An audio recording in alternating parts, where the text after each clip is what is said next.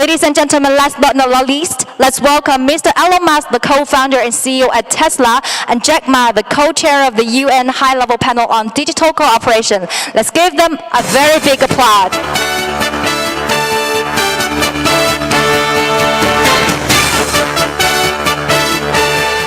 Welcome. Great to have both of you here with us today. The session is actually much awaited. We've already posted some of the keywords of the questions on the big screen, and later on you can just click the word you're interested in to talk about. Now the stage is yours.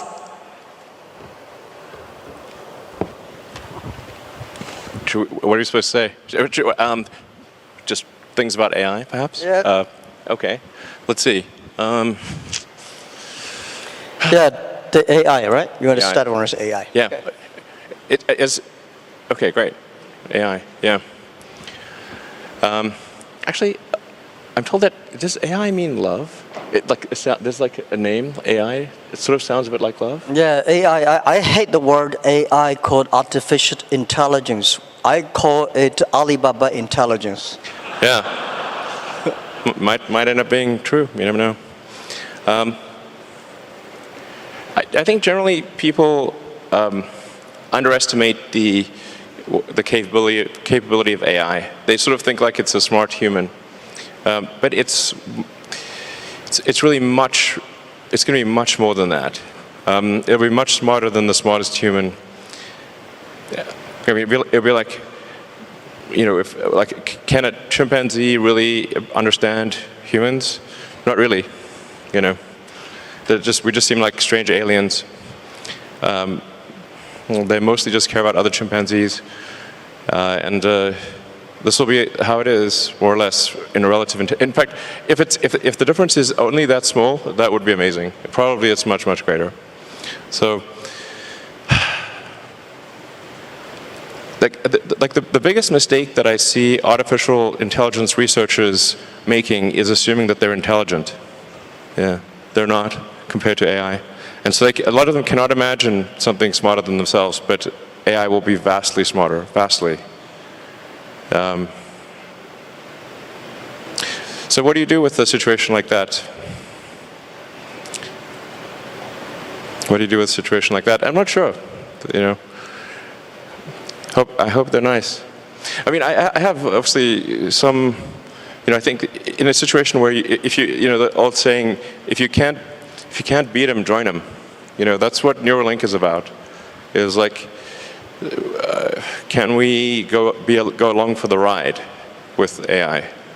I mean, I really think that there should be other companies like Neuralink, essentially to create a high bandwidth interface to the brain, because right now we are already a cyborg. People don't realize we are already a cyborg because we are so well integrated with our phones and our computers. The phone is almost like an extension of yourself.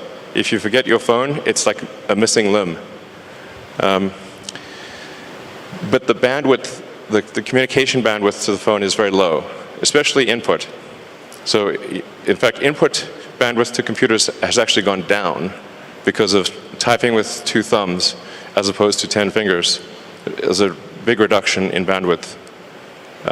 Input bandwidth has gone up because of video and imagery. So input bandwidth is many orders of magnitude greater than output bandwidth. But at a certain point, if we'll just, assuming a benign scenario with AI, we will just be too slow. To something, let's say a computer that has like an exaflop of, or, you know, many exaflops of compute capability, a millisecond is an eternity, and to us it's nothing. So, you know, I always think like human speech to a computer will sound like very slow tonal wheezing. It's kind of like whale sounds. Yep. You know, because what's our bandwidth? Like a few hundred. Vision about the technology. I'm not a tech guy. I think more about life. I think AI is going to open a new chapter of the society, of the world, that people try to understand ourselves better rather than the outside world. And it's so difficult to predict the future. 99.99% of the predictions that human being had in the history about the future, all wrong. Including that one? Oh yeah, only the 0.00% of the prediction are right. They're right because by accident. Yeah, but it's also true that 80% of statistics are false. Yeah. So my meaning is Cold that, room, come on guys, that was a joke. my meaning is I'm happy about the artificial intelligence or Alibaba intelligence that's going to understand the inside of the human better. So when people worry a lot about artificial intelligence, people should have more confidence in themselves, because I think if a lot of solutions we don't have today, but there will be solutions tomorrow. We don't have solutions, but the young people will have solutions. So I'm quite optimistic, and I don't think artificial intelligence is a threat. I don't think artificial intelligence is something terrible, but human beings are smart enough to learn that. And to me, artificial intelligence is just like, people worry a lot about this today are those people, I call them called college smartness. People like us, street smart, we never scared of that. We think it's a great fun, and we want to change ourselves to embrace it. I don't know, man, that's like famous last words. Let me tell you, AI is, I mean, you look at sort of the rate of advancement, just in general, the rate of advancement of computers is insane. And like a good example would be video games. If you go back 40 years ago, 50 years ago maybe, you had Pong. That was just two rectangles and a square. Now you've got photorealistic real-time simulations with millions of people playing simultaneously. If you assume any rate of improvement at all, these games will be indistinguishable from reality. You will not be able to tell the difference. Either that or civilization will end. Those are the two options. But even if the rate of technology improvement slowed down by 1,000, then okay, advance 1,000 years, or 10,000 years. This is still very tiny. Civilization has been around for probably, arguably, I think 7,000 years or something like that. If you count it from the first time there was any writing, any recorded symbols, besides cave paintings. There's a very tiny amount of time, considering the universe is 13.8 billion years old. I mean, if civilization lasted for 1 million years, we would only increment the third decimal point after 13.8 billion years, if we lasted for 1 million years. Mm-hmm. That seems like a long time, given that we've only been around for 7,000 years. It's been kind of a roller coaster on the civilization front. So, I mean, I'm a naturally optimistic person, to be clear. I'm not saying, hey, doom and gloom. I'm just saying this is the apparent pattern. The rate of change of technology is incredibly fast. It is outpacing our ability to understand it. Well, I'm not sure, is that good or bad? I don't know. I mean, it seemed to me some time ago that you could sort of think of humanity as a biological bootloader for digital superintelligence. For those who know what a bootloader is, a very tiny piece of code without which the computer cannot start. But it's sort of like the minimal bit of code necessary for a computer to start. Like, you couldn't evolve silicon circuits. There needed to be biology to get there. Good. Yeah. Well, let's talk about something fun. I admire that you want to go on the Mars. Shall we go to the Mars? Yeah. Yeah, so what will the life look like on Mars? Are you both moving? What do you think about that? Actually, I'm not interested in Mars. I just came back from there, so I'm more interested on the Earth, the things, what's going on happening here. So why are you so curious about the Mars? Well, I think the thing about Mars is that I think it's important for us to take the set of actions that are most likely to continue consciousness into the future. What increases the probability of consciousness of continuing into the future? I think we should not take it for granted that consciousness will continue because we have not encountered any aliens. Where are the aliens? This is the Fermi paradox. This is one of the most important questions. How come we've not found any aliens? There's people out there who think we've found aliens. Trust me, I would know. We have not. Okay. People ask me, you've been to Area 51. Okay, please. SpaceX actually has Area 59. It's even better, 8 better than 51. So, among the set of actions we can take that are likely to increase the scope and scale of consciousness such that we are better able to understand the nature of the universe, one of those actions is to become a multi-planet species or ensure that life is multi-planetary. Not because I think something that, it's not from the standpoint of it just being an escape hatch or because I think that Earth is doomed, but there's a certain probability that is irreducible that something may happen to Earth. Despite our best intentions, despite everything we try to do, there's a probability at a certain point that some either external force or some internal unforced error causes civilization to be destroyed, or sufficiently impaired such that it can no longer extend to another planet. It's hard to say. Let me put it another way. This is the first time in the 4.5 billion year history of Earth that it's been possible to extend life beyond Earth. Before this, it was not possible. How long will this window be open? It may be open for a long time, or it may be open for a short time. I think it would be wise to assume that it is open for a short time. And then let us secure the future of consciousness, such that the light of consciousness is not extinguished. And we should try to do this as quickly as possible. That's my view. Good. It's so difficult to secure the future of the Earth, but we can secure the future of next 100 years. I'm not the person that I admire your courage for explore the Mars, but I admire a lot of people spend efforts on improving the Earth. It's great to send 1 million people to the Mars, but we have to care about the 7.4 billion people on the Earth. How can we make the world more sustainable? And I'm not that fond of the Mars because I think it's easy to go to the Mars. When you go on the top of the hills of the building, just one step you go to Mars, but you will never be able to come back. Yeah, so that's my view. That's not how it works, though. And also, don't do it. I hate to go to Himalayas too. I mean, when you climb on the, I think someday I will go there when the elevator is ready. I will go there have a look.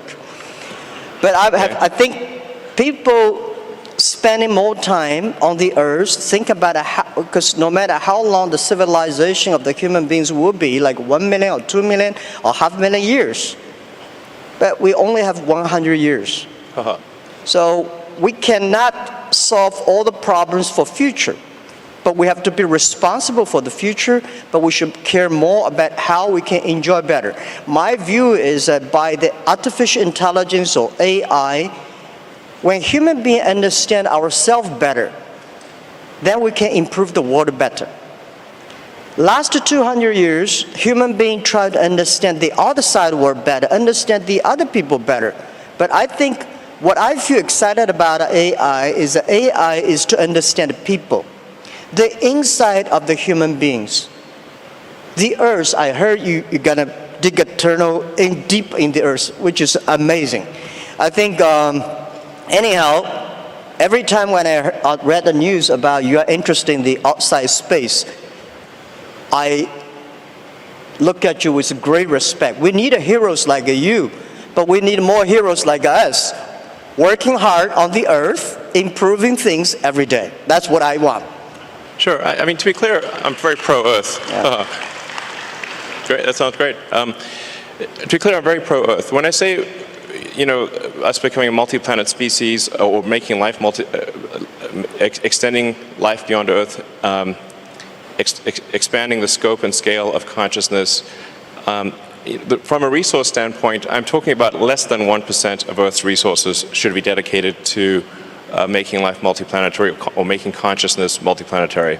So, I think it should be like somewhere in between how much we spend on lipstick and how much we spend on healthcare. Like, things like for the preservation of consciousness, we should spend maybe slightly more than we spend on cosmetics. That's my, and I'm pro cosmetics. I like it. They're great, but there's probably worth spending, I don't know, somewhere like at least 0.5% of Earth's GDP on extending life to be multiplanetary.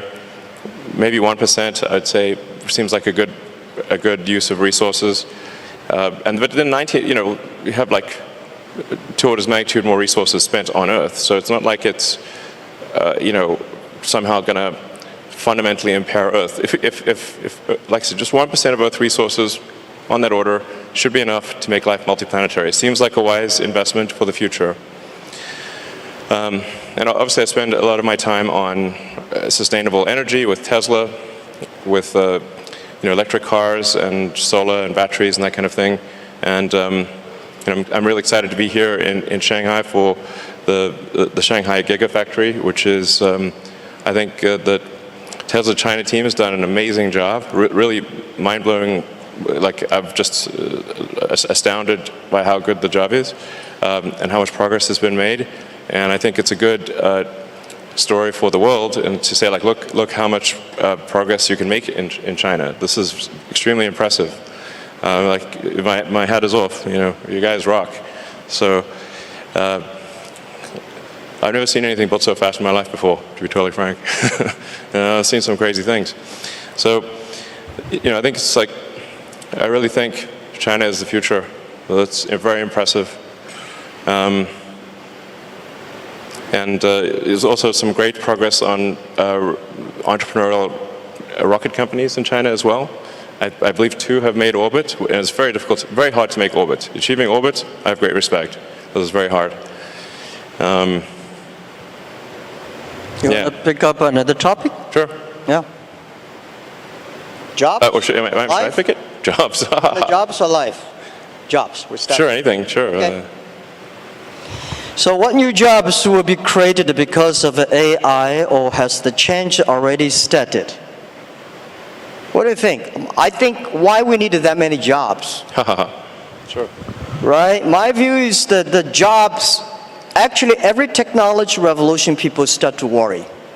Right? Last 200 years we worry about the new technology going to take away all the jobs. Actually, we made a lot of jobs. Second, because of the industrial revolution, job created a lot of jobs. What I think is the next 20, 30 years, human being will live much longer. The life science technology is going to make people live probably 100, 120 years. That may not be a good thing because you get a grandfather's grandfather still working hard. But the challenge is, my question, why should we have a lot of jobs? I think people should work 3 days a week, 4 hours a day. When we have electricity, the power of electricity is that we make people more time. So you can go to the karaoke in the evening, you can go to dancing party in the evening. So people, because of electricity, people have more time. I think because of artificial intelligence, people will have more time enjoy being human beings.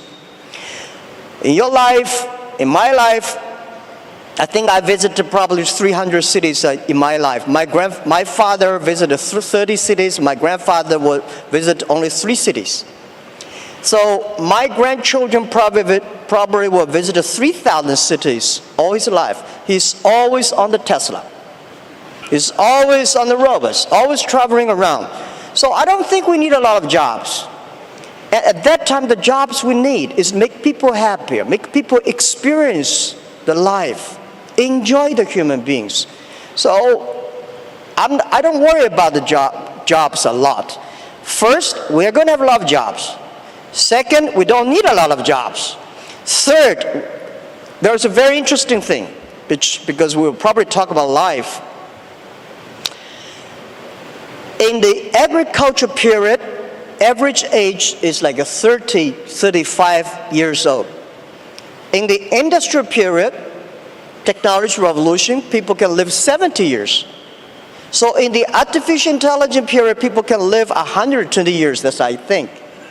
Now the problem comes, when people's life is getting better, people don't want to have children. When your grandfather is there, you don't want to have children. At that time, we are going to have a lot of jobs with nobody, old guys. For sure, you will not be happy, or you were happy, because when your grandfather said, oh, I need to work tomorrow, then that's a disaster.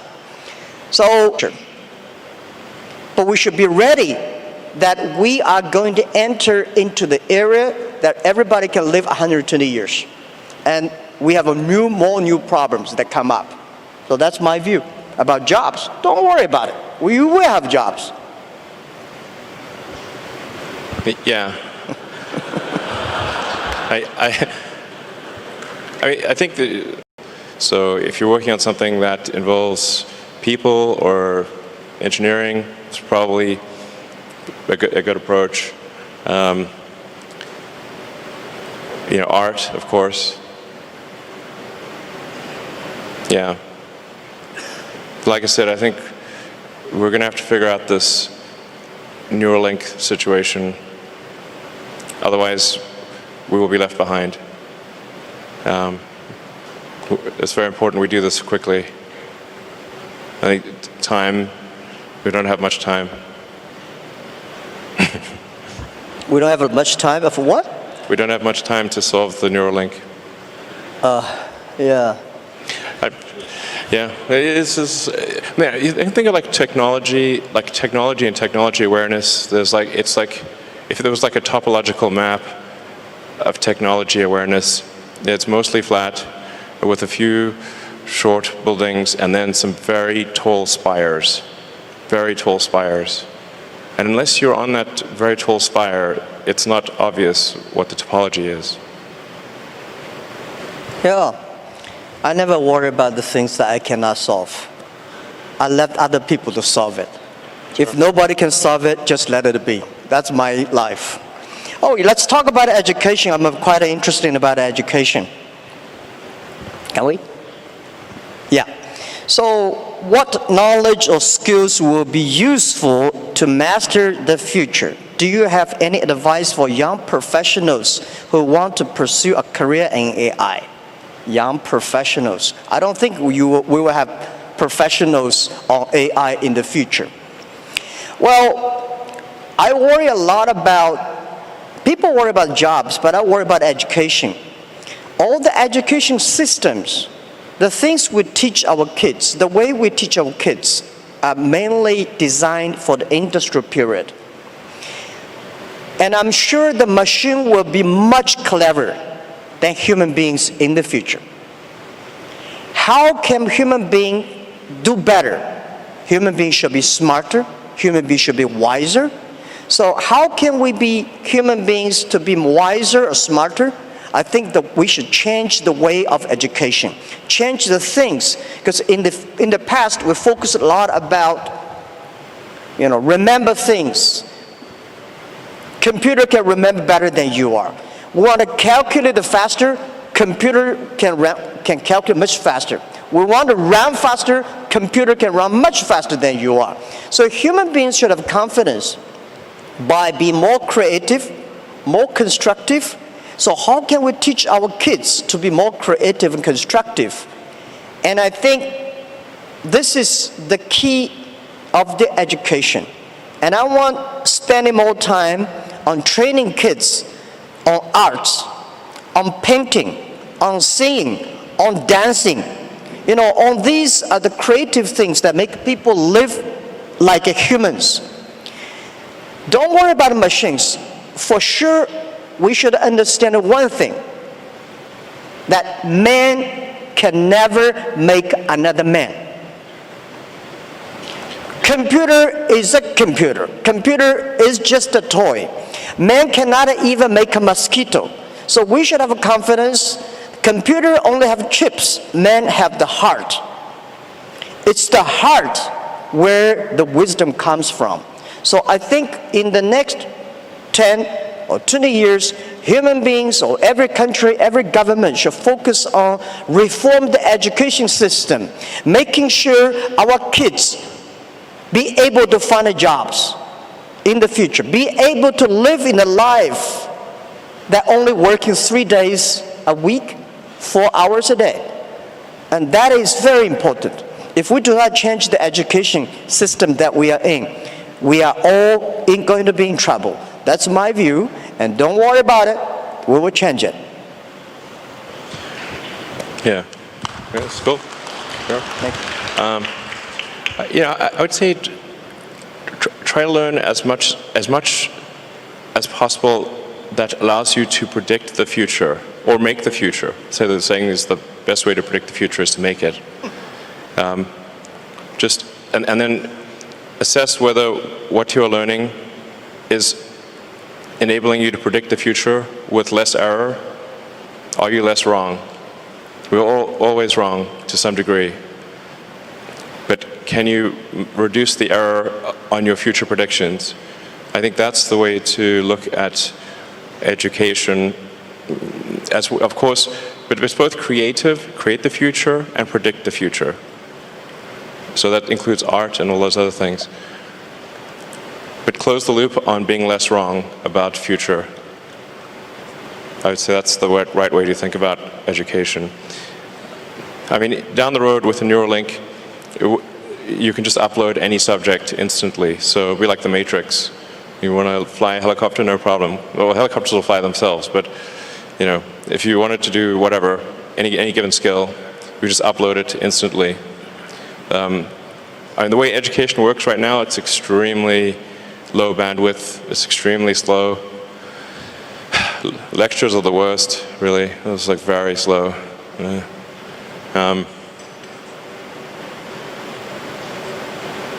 Yeah, just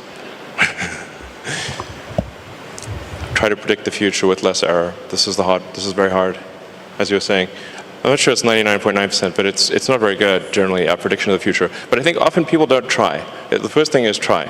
If you don't try, okay, you got to try, and then adjust based on the error of your prior predictions. Yeah, I think just to try is very good. We should always have the confidence to try the future. And I never worry about the errors and the mistakes. Errors and mistakes that are the best assets of human lives. And humans, I think that when people worry about the disasters that AI is going to bring in, I think it's not the disasters. It's the mistakes that human beings make. And trust human beings will be able to correct the mistakes and improve themselves. And that we need education. And this is what we think. In China today, we have 1,800 new babies born every year, which is not enough. We need to have like much more than that. But I think the best resources of the human beings or the best resources on the earth are not the coals, not the oil, not the electricity, it's the human brains. How can we make the human brains more creative, constructive? How can we making sure that the machines are always the toys and tools of humans rather than the control? So I never, in my life, and especially last 2 years when people talk about AI, say human being will be controlled by machines, I never think about that. I think it's impossible, right? It's impossible because human beings, they are different. Machines are invented by human beings, and according to the science, right? Humans can never create another animal that is smarter than humans. Especially when you have so many smart people, it's impossible to make another smart people. I very much disagree with that. Okay. Yeah. That's good. Yeah. The first thing we should assume is that we are very dumb. and we can definitely make things smarter than ourselves. I mean, they didn't used to be humans, right? So our early civilization was very primitive. We didn't have any technology really. We're just like running around, you know, trying to not get eaten or just trying to survive a winter. Now we have like heating and we grow food. This is all new stuff. So, you know, things have obviously gotten way more smarter than the past, way smarter. So that's going to continue. We are not the last step in evolution. So the most important thing, like I said, the most important mistake I see smart people making is assuming that they're smart. They're not. Yeah. So give me an example, what the animals or things that a human being made that is smarter than human beings? Well, computers actually are already much smarter than people on so many dimensions. We just keep moving the goalposts. So we used to think, like, for example, being good at chess was an example of a smart human. And then Kasparov was crushed by Deep Blue in '97. That was a long time ago. 22 years. I mean, right now your cell phone could crush the world champion at chess, literally. Go used to be thought of as something that humans were better at than computers. Then Lee Sedol was beaten 4-1 by AlphaZero. Then a new version of AlphaZero, oh, sorry, I should say AlphaGo. AlphaGo beat Lee Sedol 4-1. Then there's AlphaZero. AlphaZero crushed AlphaGo 100-0. Now it's just pointless because it just keeps playing itself. Humans are trying to play a computer Go is like trying to fight Zeus. It's not going to work. Hopeless. We're hopelessly inadequate. In terms of rendering, basically, there's just a smaller and smaller corner of intellectual pursuits that humans are better than computers, and that every year it gets smaller and smaller, and soon we will be far, far surpassed in every single way, guaranteed. 100%. Or civilization will end. Those are the two possibilities. Okay. Yeah, my view is that computer may be clever, but human beings are much smarter. Yeah, definitely not. Clever is very academic, is knowledge-driven. Smarter is experience-driven. Computer is smart, is clever, but it's human being. We invented a computer. I never see a computer invented a human being. This is my first point. Second point is that about a Go play chess. It's stupid to compete with a computer on play Go. Just like 100 years ago, when human beings created cars, so human beings said, I can run faster than a car. It's impossible. It's only stupid people to compete with a car who run faster. Go is designed for human to play with human, right? The chess is designed for human to human. Why should a human to fight against a computer? So I never ever play chess or Go with computer. I'll be happy to see two computers fight each other. I'm not interested in play Go with chess. So I told those guys, they are very sad. So, computer will be smarter than human beings because computer can play chess better. I think you are stupid to compete with that. Don't do that. So this is we always do things we are good at. Sure. Okay. Well, what would be an example of something that humans are better than a computer at, and then let's see if that happens. Well, computer is only one of the clever tools that human created, and computers are clever. But there will be more tools that human beings will create, much clever than computers. That's my view. Yeah. Okay. Well, let me tell you. Like my view on AI is essentially you can view the advancement of AI as solving things with increasing degrees of freedom. So the thing with the most degrees of freedom is reality. But AI has steadily advanced, solving things that have more and more degrees of freedom. So obviously something like checkers was very easy to solve. That we could solve with classical software, classical computing, not really all that challenging. And in fact, there is a complete solution for checkers, meaning it is literally impossible. Every version of checkers is known. And then there's chess, which also it had many more degrees of freedom than checkers, many orders of magnitude more than checkers, but still really, I would say, a low order of magnitude, low degree of freedom game. Then there's Go, which had many orders of magnitude more degrees of freedom than chess. So it's really just stepping through orders of magnitude of degrees of freedom. This is the way to, I think, view the advancement of intelligence. Yeah. And it's really going to get to the point where it just can completely simulate a person in every way possible, like many people simultaneously. In fact, I mean, obviously there's a strong argument we're in a simulation right now. It sort of reminds me of that joke of like, if life was a video game, what would be the review? And it's like, well, the graphics are incredible. The plot is confusing. The respawn takes a long time. That's a video game. That's life. If life was a video game, respawn takes 20 years to spawn a human being and have them be fully conscious. I'm worried about the birth rate, which you alluded to earlier. Contrary to, like most people think we have like too many people on the planet, but actually this is an outdated view. This is assuming that AI is fine, assuming that there's a benevolent future with AI. I think that the biggest problem the world will face in 20 years is population collapse. Collapse. I agree. I want to emphasize this. The biggest issue in 20 years will be population collapse. Not explosion, collapse.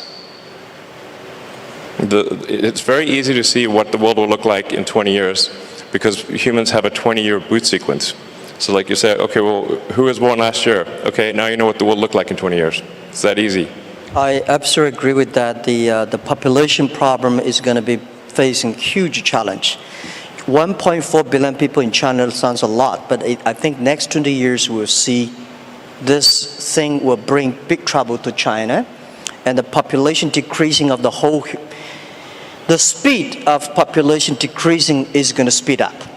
Yeah. And you call it collapse. I agree with accelerating that. collapse. Accelerating collapse. Accelerating collapse. And then the common rebuttal is like, well, what about immigration? Like, from where? Yeah, you want to go to space, the Mars will immigrate. Yeah, Mars needs people here, too. probably. Like, Mars needs people. Mars needs people. There's no 0 people there right now. So right now it's a machine planet. There's only some robots there. This is something that we should pay special attention. That's why the 18 million new babies born in China, which was less than only 1% or something, we should spend more time to create these people and treat life better. But also I think about the AI, there's another thing which, in my company, in our company, AI, we call Alibaba Intelligence because we think when things with order, with things with logic, machine can always do better, AI can do better. But if things without order, without logic, human being can do better. For example, when you love somebody, there's no reason normally. I just love him or just love her. I have no reason. But when I hate somebody, when I want to do bad things on somebody, there's a logic. And when there's a logic, AI can do better. What we do on our end financing, we teach machine all the bad things that bad guys want to do. Machine can learn quickly and arrest all the bad guys immediately. But when you want to do good things, not necessarily. AI means love. That's absolutely right. So that is why the world, the AIs, if the AI can bring love, which I call it, in the past, if you are a successful person, you have to be EQ and IQ, right? In the future, if you want to survive in this world, you have to be the LQ, the Q of love. That's important too. Otherwise, you cannot survive in artificial intelligence time. Well, I agree with love is the answer. There's many songs about that. You want to pick up the final one? Another topic you want to have? Excuse me, gentlemen. Due to the time is very limited, so we only have 5 minutes left. So last question, please. Yeah, we have. You want to pick up the last?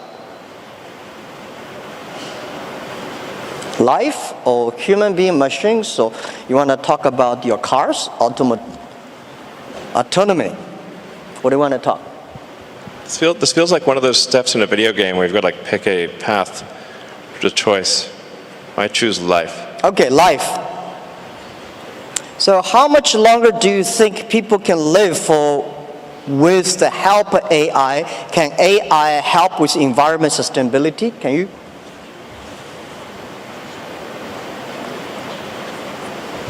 I think, first of all, I think humans will solve environmental sustainability. I do not mean to suggest complacency or that we just take it easy. In fact, this is a self-fulfilling or unfulfilling prophecy. We must take immediate and dramatic action, and and continue the momentum towards environmental sustainability. And China is actually the world leader in this. In fact, I'm not sure how well it is known outside of China, just how much China is a world leader in environmental sustainability. It's extremely impressive. I mean, I think half of all the electric cars in the world were made in China last year, something like that. So, so I don't mean to suggest complacency, but I do think humans can and will solve sustainability. If we can do the neural lace, then I think, or the neural link, essentially, the age will not matter that much. You can simply save your state and restore your state, like a saved game, essentially, something very close to that. I do think we can solve biological aging if we really wanted to. You'd have to make DNA changes, but we're obviously just on a clock. All organisms are.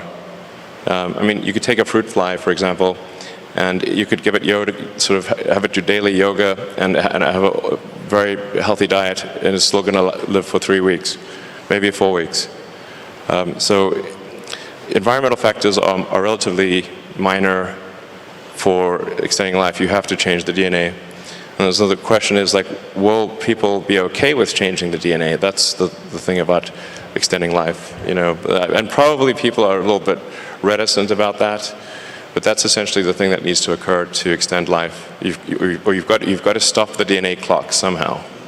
I don't know if we should work on this or not. I think, frankly, it's probably a good thing that we do eventually die. There's a saying, like in physics, like even physicists, which are generally quite objective, is like the saying, like, all physicists don't change their mind; they just die.